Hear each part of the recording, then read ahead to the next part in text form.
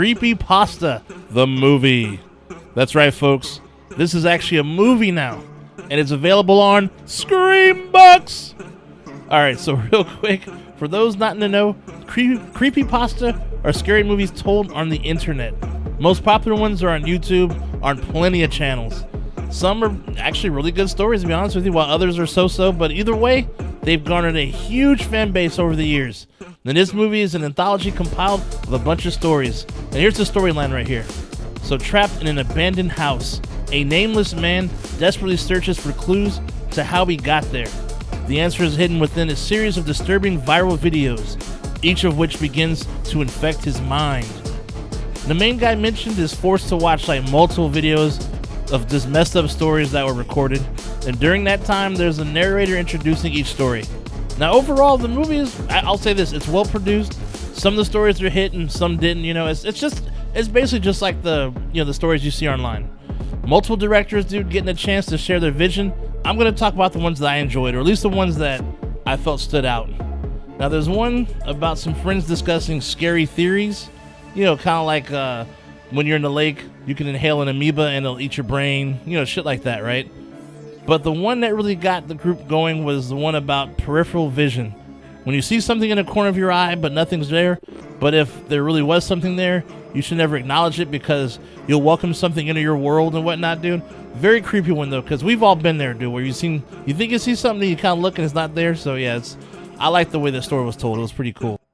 The next one, I must admit, had me really creeped out. It's about a kid who's tucked in for the night by his grandma, claiming there's a monster in his closet and is playing with his toys. Of course, grandma doesn't believe it, and eventually she leaves the room, and that's when the fun begins, dude.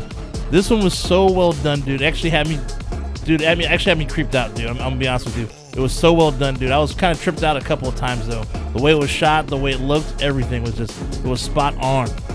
I mean, they just did a really good job just making you feel like you were experiencing everything the kid was, dude. And that ending, dude.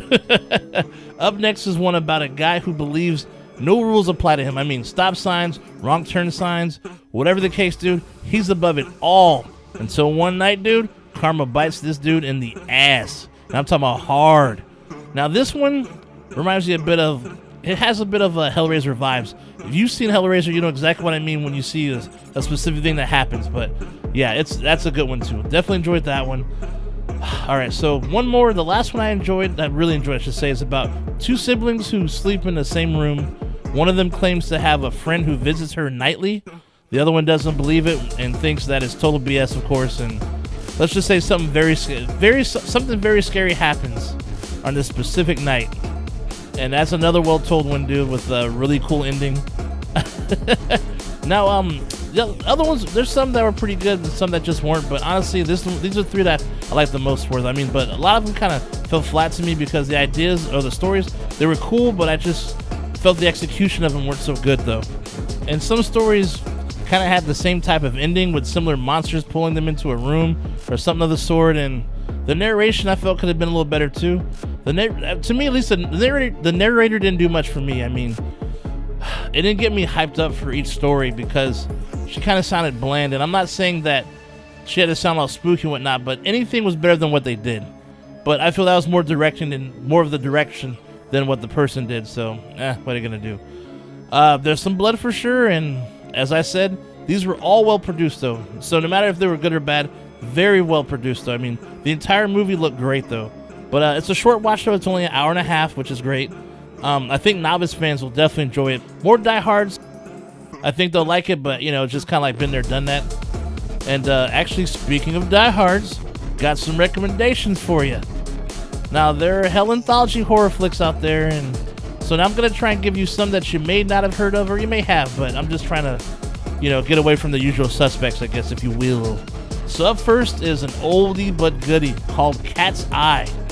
I loved this one as a kid and still enjoy it now. I mean, plus, I'm a cat lover, so that helped as well.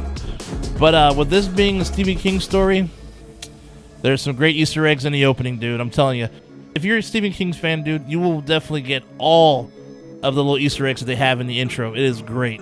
This one's about a stray cat, is the linking element of three tales of suspense and horror. Up next is Tales from the Hood. Oh man, yes. Topical stuff mixed in a horror flick and done really well. Got some really funny stuff in it, some sad stuff, bloody stuff, and some real stuff, dude. Might not be for everyone, but I love this one personally though. And it's about a funeral director tells 4 strange tales of horror with an African American focus to 3 drug dealers he traps in his place of business. And the last one, and certainly not least, is the ABCs of Death. This movie has some of the wildest stories you'll see in an anthology, dude. 26 different stories, dude. I'm serious. 26, alright? It's a 26-chapter anthology that showcases death in all its vicious wonder and brutal beauty, dude. Yeah, dude, this one has some pretty gruesome-ass stories, man. I mean, horror and sci-fi horror, claymation stuff, dude. A little bit of everything in this one, dude. Just, you know, it's nice.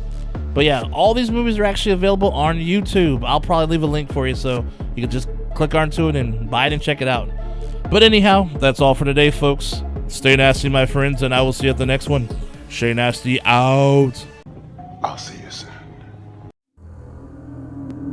Like and subscribe.